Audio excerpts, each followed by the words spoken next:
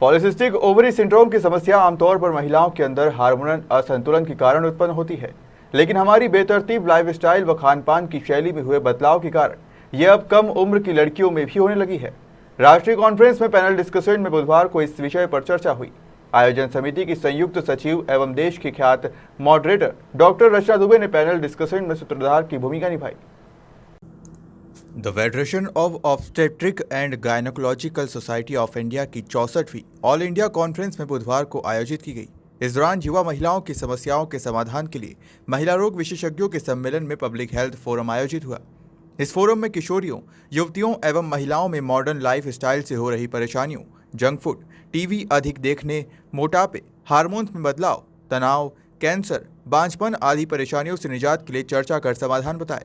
इस फोरम में डॉक्टर रचना दुबे के अलावा राष्ट्रीय स्वास्थ्य मिशन मध्य प्रदेश की डायरेक्टर प्रियंका दास, फॉक्सी अध्यक्ष डॉक्टर शांता कुमारी, इंदौर कलेक्टर मनीष सिंह, फिल्म अभिनेत्री व योग प्रशिक्षक विद्या मालवाड़े प्रमुख रूप से मौजूद रही।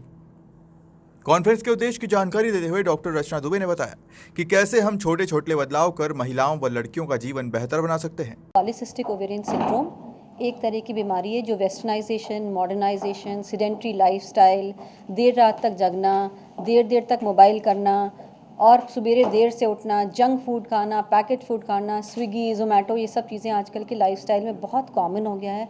लड़कियों को हर चीज़ जो है वो सोफ़े पे बैठे मिल जाती है, बेड पे बैठे मिल जाती है। तो जो पुराने ज़माने में होता था कि लड़कियां स्कूल पैदल चल के जाती थी, साइकिल से जाती थी, आउटडोर एक्टिविटीज़ करती थी, तो बाहर एक्सपोजर होता था उनका। अब जो है हर चीज़, हर उनके गेम्स, हर उनके एंटरटेनमेंट, हर उनकी पढ़ाई, उनका यहाँ तक कि जॉब भी वर्क फ्रॉम होम हो गया है। तो उसकी वजह से PCOS बहुत हो रहा है। लड़कियाँ ओबेस हो रही हैं, उनकी मेंस्ट्रुअल इरेगुलरिटीज़ हो रही हैं, उनके अनचाहे बाल हो रहे हैं और ये प्रॉब्लम का इंसिडेंस जो है लगभग 36% हो गया है हमारे हिंदुस्तान में। यानी कि 1 out of 5 women in reproductive age group और 2 out of 5 in adolescent age group की लड़कियां जो होती हैं उनमें PCOS मिल रहा है। तो ये एक अवेयरनेस कैंपेन था, ये पब्लिक फोरम था जिसमें विशेषज्ञ हर जगह से आए थे, पूरे हिंदुस्तान से। हमारे शहर के कलेक्टर थे, हमारे मिशन डायरेक्टर थे, डाइटिशियन थी, योगा एक्सपर्ट थे, एंडोक्रिनोलॉजिस्ट थे। इन सब ने खूब डिटेल में इसकी जानकारी दी और इसमें लगभग 600 से 700 स्टूडेंट्स भी थे, देश विदेश से आए सभी गायनेकोलॉजिस्ट थे जिन्होंने इसका भरपूर फ़ायदा उठाया। तो PCOS में डाइट बहुत इम्पॉर्टेंट है उसके मैनेजमेंट में, क्योंकि जीवन शैली में जो चेंज करना है उसमें डाइट सबसे इम्पॉर्टेंट है। तो बहुत महत्व है कि स्मॉल पोर्शन साइजेस खाएं, क्योंकि आजकल की बच्चियाँ फिज़िकली एक्टिव नहीं होती पहले ज़माने जैसे।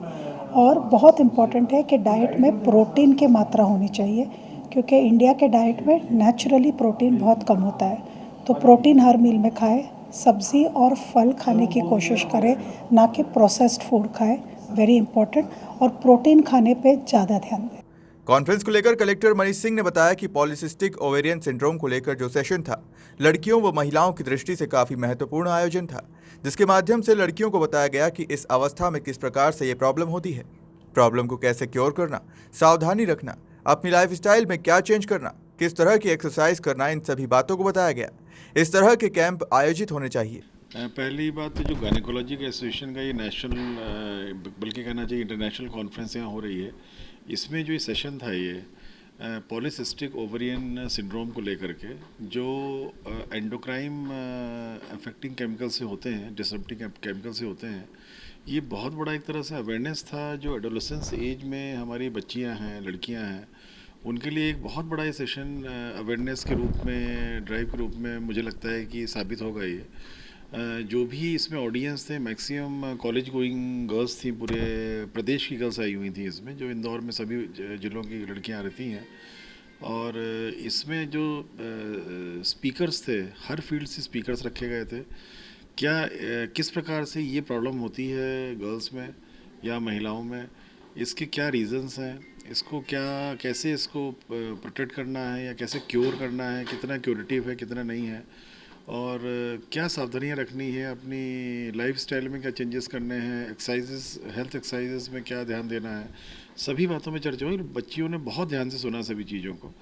और इसमें ऑफकोर्स जैसा आपने बोला कि जो एंडोक्राइन डिस्टर्बिंग केमिकल्स रहते हैं, जिससे कि PCO वाला ये समस्या फीमेल्स में होती है, म्युनिसिपल सॉलिड वेस्ट में, सीवेज में, इंडस्ट्रियल वेस्ट में, बायोमेडिकल वेस्ट में, CND में, सभी में ये चीज़ें रहती हैं। और इस फ्रंट पे जो अलग अलग जो सेक्टर्स हैं, चाहे म्यूनिसिपल सॉलिड वेस्ट हो, चाहे इंडस्ट्रियल वेस्ट हो, चाहे CND वेस्ट हो, चाहे बायोमेडिकल वेस्ट हो, चाहे सीवेज चैम्बर्स का वेस्ट अलग से जाता है, इन सब में डस्ट का इशू भी रहता है।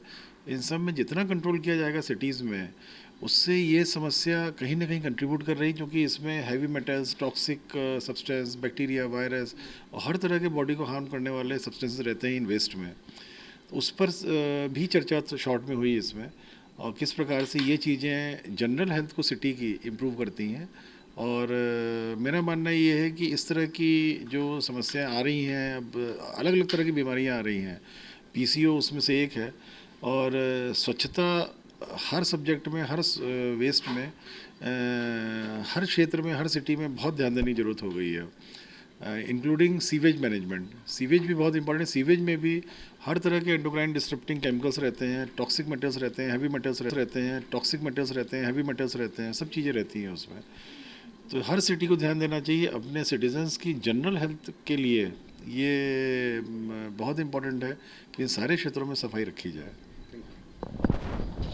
इस फोरम पर आए सुझावों को शासन, स्वास्थ्य विभाग, चिकित्सा संगठनों आदि को भेजा जाएगा।